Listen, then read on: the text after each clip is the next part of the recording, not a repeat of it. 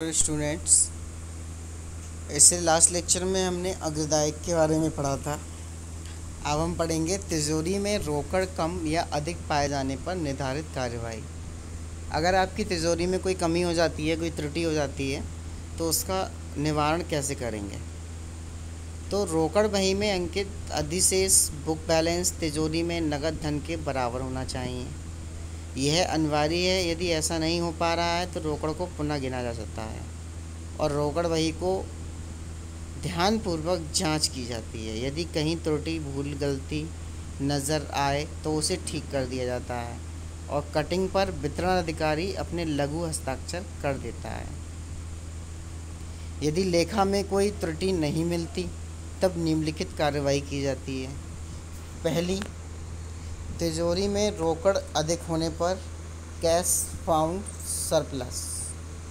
प्राप्ति पृष्ठ, तिजोरी में रोकड़ अधिक पाई गई और शीर्षक पीडब्ल्यूडी डिपॉजिट लिखकर वह राशि दर्ज कर ली जाती है।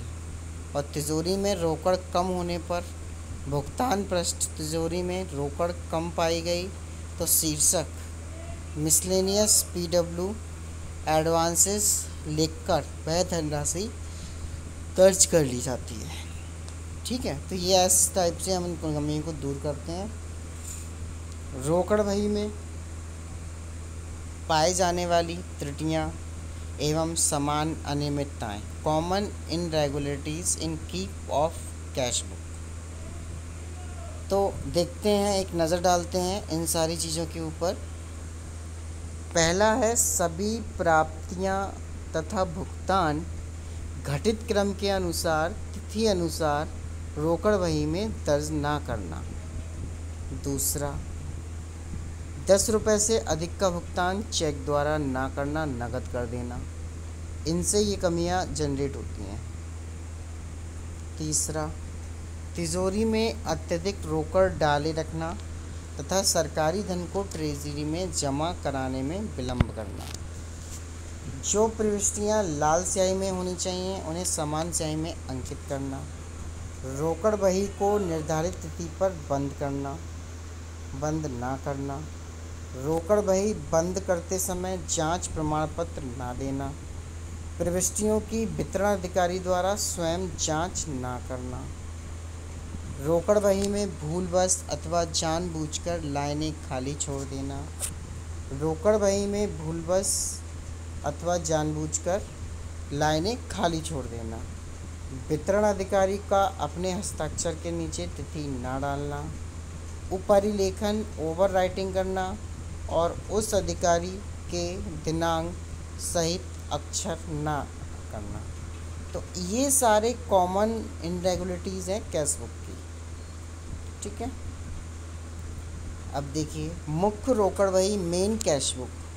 रोकड़ बही श्री कोडेशा उपखंड अधिकारी टोहना ब्रांच नहर, टोहना खंड। प्राप्ति रिसिप्ट, प्राप्ति तिथि, वाउचर संख्या अथवा रसीद, किससे प्राप्त किया, धनराशि प्राप्ति का वर्गीकरण।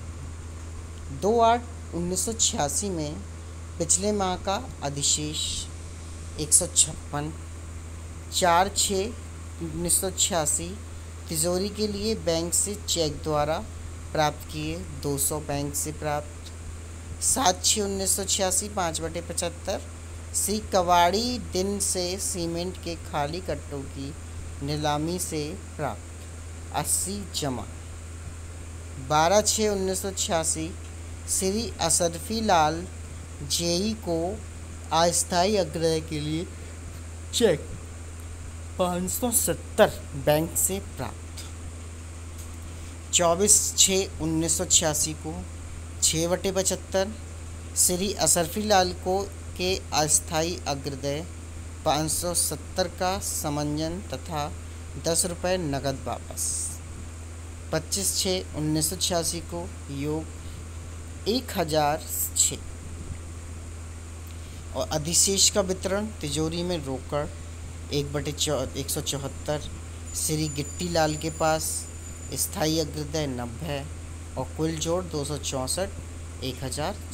तो ये इन्होंने लेन देन के बारे में बताया है कि कैसे कैसे हम उसे ये नोट करेंगे। फिर मास जून का महीने का आ गया। भुगतान की तिथि, वाउचर संख्या, किसे भुगतान किया गया, भुगतान नगद, बैंक या ट्रेजरी, भुगतान का वर्गीकरण, चेक संख्या, राशि। 3/6/1986 एक श्री गिट्टीलाल जेई को स्थायी अग्रदय की पूर्ति 90 रुपये। तिजोरी के लिए बैंक को चेक 03217 बैंक से भुगतान। 12/6/1986 श्री असरफी लाल जेई को अस्थायी अग्रदय 03218 570 अग्रदय। 1986 विद्युत वितरण खंड को बिजली के लिए बिल का भुगतान यानी कि इलेक्ट्रिकल इंजीनियरिंग का भुगतान 180।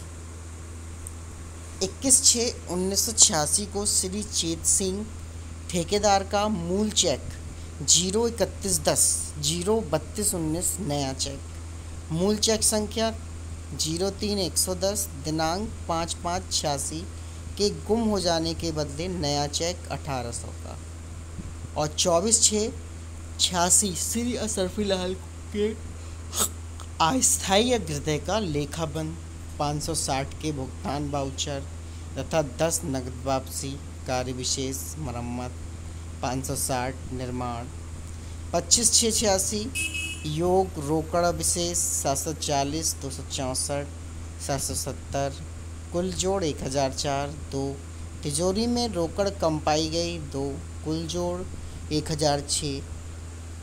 तो प्रमाणित किया जाता है कि आज दिनांक 25/6/1986 को तिजोरी की रोकड़ मैंने स्वयं गिनी और 174 रुपये पाए।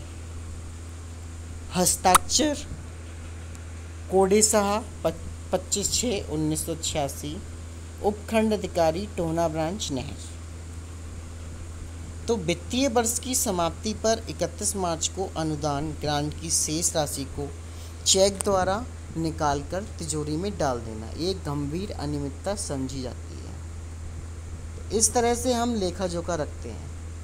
रोकड़ पेटी में अवशेष धन का कम अधिक पाया जाना। रोकड़ बही में अनियमितताओं को रोकने के लिए आहरण एवं वितरण अधिकारी DDO जो हमारा आहरण और वितरण अधिकारी होता है DDO होता है, सावधानी बरतेगा क्योंकि सरकारी रोकड़े के विषय में गड़बड़, लापरवाही एवं गंभीर बात है और अधिकारी पर गबन करने का दोष लग सकता है। ठीक, तो इन सभी बातों का हमें स्पेशली ध्यान देना चाहिए। अब इसके बाद हम पढ़ते हैं डेबिट एंड क्रेडिट। आपने बहुत सुना होगा, जो बैंक से रिलेटेड हैं वो जानते होंगे। हर किसी का बैंक अकाउंट होता है डेबिट और क्रेडिट। आप जानते हैं डेबिट क्या होता है, क्रेडिट क्या होता है। डेबिट होता है हमारी निकाली गई राशि, क्रेडिट होता है हमारी डाली गई राशि, निकाली और डाली गई राशि। तो आय व्यय का लेखा अधिक स्पष्ट रखने के लिए इसे डेबिट खर्चा अथवा नाम तथा क्रेडिट प्राप्ति अथवा जमा के शीर्षक हेड्स में अलग अलग दर्ज किया जाता है। ठीक है, एक एग्जाम्पल लेते हैं। एक एग्जाम्पल के थ्रू हम आपको समझाएंगे डेबिट और क्रेडिट के बारे में। श्री कोडे साहा उपखंड अधिकारी की रोकड़ बही पर निम्नलिखित प्रविष्टियाँ की गईं जिनमें नियमानुसार बंद करके विशेष दर्शाई गईं। पिछले माह का शेष 156, 2/6/1986, 3/6/1986 श्री गिट्टीलाल जेई को 90 स्थायी अग्रदय की पूर्ति के लिए दिए गए। 4/6/1986 तिजोरी के लिए 200 रुपये का चेक संख्या 03217 जारी किया। 7/6/1986 श्री कबाड़ी दीन से सीमेंट के खाली कट्टे बोरी की नीलामी 80 रुपये प्राप्त हुए। रसीद संख्या 5/75। 12/6/1986 श्री असरफी लाल जेई को मस्टर रोल के भुगतान के लिए अस्थायी अग्रदय 570 चेक संख्या 03218 द्वारा दिए गए। 19/6/1986 विद्युत वितरण खंड को बिजली बिल माह मई 180 रुपये। का भुगतान किया गया। 21/6/1986 श्री सुचेत सिंह ठेकेदार को मूल चेक संख्या 03110 दिनांक 5/5/1986 1800 के गुम हो जाने पर नया चेक 03219 जारी किया गया। 24/6/1986 श्री असरफी लाल जेई द्वारा अग्रदय का लेखा प्रस्तुत किया गया। तो 560 के भुगतान वाउचर तथा 10 नकदी वापस 6/75। तो तिजोरी में 2 रुपये मात्र कम पाए गए, इसकी उचित प्रविष्टियाँ कीजिए। कैश बुक प्रपत्र पृष्ठ 208 से 209 पर दिया गया। ठीक, इसके बाद हमारा इसमें बहुत सारी चीज़ें हमने पढ़ी। बहुत इंटरेस्टिंग चैप्टर था। पूरा लेखा कैसे कैसे डेबिट है, क्या क्रेडिट है, तो इन सारी चीज़ों को हमें आपस में देखना पड़ता है। अब हमारा इसी में एक नया चैप्टर स्टार्ट होता है, भंडार तथा स्टॉक। चैप्टर नंबर 14, भंडार और स्टॉक क्या होता है। भंडारण की आवश्यकता, नेसेसिटी ऑफ स्टोरेज, स्टोरेज की क्या आवश्यकता है। पीडब्ल्यूडी का मुख्य कार्य क्षेत्र लोक हित कार्यों का निर्माण तथा उनकी समयबद्ध आवश्यक देखभाल। इसके लिए विभाग को विविध निर्माण सामग्री तथा उपकरणों की नितांत आवश्यकता पड़ती है, जैसे ईंट, पत्थर, सीमेंट, लोहा, लकड़ी, कोलतार, बालू, चूना, रंग, रोगन, फावड़े, गैती, तसले, सड़क रोलर, मिश्रक, कंपक इत्यादि। इस निर्माण सामग्री को आवश्यक मात्रा में बाजार से क्रय करके भंडार स्टोर में रखा जाता है। पहले विभाग द्वारा निर्माण सामग्री पूर्व क्रिया करके स्टोर में रखने की प्रथा नहीं थी। जब इसकी आवश्यकता पड़ती थी तभी बाजार से क्रय की जाती थी, परंतु समय पर आवश्यक मात्रा में उत्तम गुणवत्ता की उचित मूल्य पर निर्माण सामग्री खुले बाजार में उपलब्ध न होने पर निर्माण कार्य की प्रगति में बाधा पड़ती है। तो इसीलिए हम ये सारी निर्माण सामग्री पहले से ही स्टोरेज कर लेते हैं। ठीक, कई बार कार्य रोक देना पड़ता है जब सामग्री खत्म हो जाए। फिर ऐसी सामग्री जिस पर नियंत्रण दरें लागू हैं उपलब्ध कराने में पर्याप्त समय लगता है। आपात स्थिति में किसी नहर के अचानक टूट जाने पर अथवा पुल के ढह जाने पर मरम्मत के लिए तुरंत अग्रिम सामग्री की आवश्यकता पड़ती है। इन्हीं सब कारणों को देखते हुए विभाग में आवश्यक निर्माण सामग्री के भंडारण की प्रथा अपनाई गई। अब लगभग सभी छोटे बड़े सार्वजनिक निर्माण से संबंधित विभाग तथा एजेंसियां अपने अपने स्थायी भंडार रखती हैं और आवश्यक सामान का पर्याप्त मात्रा में भंडारण करती हैं। जिस सामग्री के शीघ्र गल सड़ जाने अथवा बेकार हो जाने की संभावना हो उसे आवश्यकता से अधिक तथा लंबी अवधि तक स्टोर नहीं करना चाहिए। जैसे कि हमारा सीमेंट ख़राब हो जाता है तो उतनी ही क्वांटिटी में लेना चाहिए कि वो ख़राब ना हो। यदि निर्धारित अवधि के भीतर प्रयोग नहीं किया जाए तो यह सेट होकर बेकार हो जाता है। स्टोर के रखरखाव का उत्तरदायित्व, responsibility of maintaining of store. PWD लोक निर्माण विभाग के खंड क्षेत्र में निर्माण कार्य को देखते हुए सुविधा अनुसार एक अथवा अनेक स्टोर स्थापित किए जाते हैं। भंडारण के रखरखाव का मूल्य उत्तरदायित्व खंड अधिकारी अधिशासी अभियंता का होता है, जो सामान के क्रय, देख, सुरक्षा, निर्माण, खपत की जांच व्यवस्था करता है और बेकार तथा नष्ट हुई सामग्री बट्टे खाते डालने के लिए आदेश करता है। परंतु सुविधा की दृष्टि से भंडार भौतिक चार्ज पर अवर अभियंता को दे दिया जाता है, जो अपने उच्च अधिकारी सहायक अभियंता के निर्देशों के अनुसार इसके प्रबंध, रखरखाव, सुरक्षा, वितरण तथा लेखा रखने का जिम्मेदार होता है। अवर अभियंता स्टोर में सामान की प्राप्ति पर अपनी माप पुस्तिका, एमबी तथा अन्य रजिस्टरों में इसकी प्रविष्टियां करता है और बिलों को चेक करके भुगतान के लिए सहायक अभियंता को प्रस्तुत करता है। जहां भंडार काफ़ी बड़ा होता है वहां अवर अभियंता की सहायता के लिए स्टोर कीपर, भंडार बाबू की नियुक्ति की जाती है। स्टोर कीपर सामान के समुचित भंडार की व्यवस्था रखता है। सामग्री के लेन देन लेखा रखने का जिम्मेदार होता है स्टोर कीपर जो होता है। स्टोर की सुरक्षा के लिए चौकीदार रखे जाते हैं। स्टोर खंड के मुख्यालय अथवा खंड क्षेत्र में ऐसे स्थानों पर स्थापित किए जाते हैं जहां से सामग्री निर्माण स्थल पर पहुंचाने पर परिवहन में सुगमता रहे। निर्धारित अवधि पर स्टोर के लेने देने का लेखा अधिशेष का ब्यौरा खंड अधिकारी को प्रस्तुत किया जाता है और भंडार के लेने देने को नियंत्रित करने, भंडार की सामग्री का दुरुपयोग, गबन, चोरी, अपव्यय आदि को रोकने के लिए भंडारण पर निर्धारित प्रपत्रों का लेखा रखना पड़ता है। स्टोर लेखा का मूल सिद्धांत, fundamental principle of store accounting. अब जो हमारा स्टोर है उस पर हम वर्क करेंगे, फंडामेंटल प्रिंसिपल पढ़ेंगे। स्टोर की स्थापना इस आधार पर की जाती है कि जिस कार्य के लिए सामग्री क्रय हुई है इसका खर्चा उसी कार्य पर डाला जाए।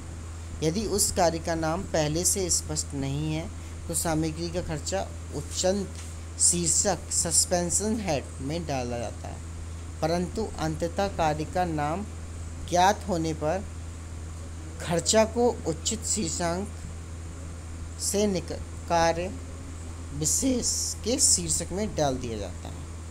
फिर है क्लासिफिकेशन ऑफ स्टोर। स्टोर का क्लासिफिकेशन हम कैसे करेंगे, बहुत इम्पोर्टेंट है ये क्वेश्चन। क्लासिफिकेशन क्या है? वह भंडारण जिसका खर्च उच्चंत शीर्षक सस्पेंशन हेड में पड़ता है इसे स्टॉक अथवा सामान भंडारण जनरल स्टोर कहते हैं। ठीक। सेकंड है वह भंडार जिसका खर्चा किसी विशिष्ट शीर्षक स्पेसिफिक हेड पर डाला जाता है। तो ये शीर्षक 3 प्रकार के होते हैं: औजार तथा मशीनें, टीएनपी, सड़क सामग्री या रोड मेटल, ठीक, सीधे कार्य को प्रभावित मेटल, ठीक है, प्रभावित सामग्री। तो ऊपर जो क्लासिफिकेशन दिया है उसमें आपने देखो सामग्री के खर्च का ब्यौरा रखने का लेखा बनाने की सरलता रहती है। स्टॉक या सामान्य भंडारण क्या हो? ऐसे सामान्य प्रकार के मटेरियल को जो सभी निर्माण कार्यों में कंज्यूम जाता है स्टॉक के अंतर्गत लिया जाता है, जैसे ईंटें, सीमेंट, चूना, लोहा, लकड़ी, रंग रोगन इत्यादि। जब स्टॉक के लिए कोई सामान एकमुश्त क्रिया किया जाता है उस समय यह निश्चित रूप से ज्ञात नहीं होता यह सामान किस कार्य को पर कितनी मात्रा में तथा कब बदला जाएगा या कब लगेगा। अतः इस व्यय की गई धनराशि शुरू में सस्पेंशन हेड खाता में डाल दी जाती है। जब उपयुक्त सामान की विशेष कार्य में खप जाता है तो उसका लेखा व्यय उच्चंत शीर्षक से निकालकर बाय क्रेडिट उस कार्य के लिए नाम पर डाला जाता है। ठीक है, तो ये हमारा बाय क्रेडिट दिया जाता है और बाय कार्य का केस का नाम बाय डेबिट दिया जाता है। अतः स्टॉक के अंतर्गत ऐसे सभी प्रकार के ले लिए जाते हैं। ठीक, सभी प्रकार के लिए जाते हैं जिसका शीर्षक स्पष्ट ज्ञात ना हो। विविध प्रकार के निर्माण कार्यों के लिए आवश्यक सामग्री क्रय करके, ठीक है, क्रय करके तब भी कोई फ़ायदा ना है। ठीक, तो इसकी गुणवत्ता भी बनी रहती है। जब उपयुक्त सामान किसी विशेष कार्य में खप जाता है तो उसका लेख व्यय उच्चंत स्टॉक के अंतर्गत ऐसा सभी सामान लिया जाता है जिसका शीर्षक स्पष्ट ज्ञात हो और विविध प्रकार के निर्माण कार्यों के लिए आवश्यक सामग्री क्रय करके स्टॉक रख ली जाती है। इस व्यवस्था में से ही सामग्री को बार बार क्रय विक्रय नहीं करना पड़ता और माल की गुणवत्ता भी बनी रहती है। तो आज के इस लेक्चर में इतना ही। इसका प्रीवियस वाला जो लेक्चर है उससे पहले मैंने इसमें जो DBC वीडियो में डिस्कस किया वो आपका 13 चैप्टर का है और ये 14 चैप्टर का नया स्टोरेज भंडारण है, स्टोरेज एंड भंडारण। Thank you student.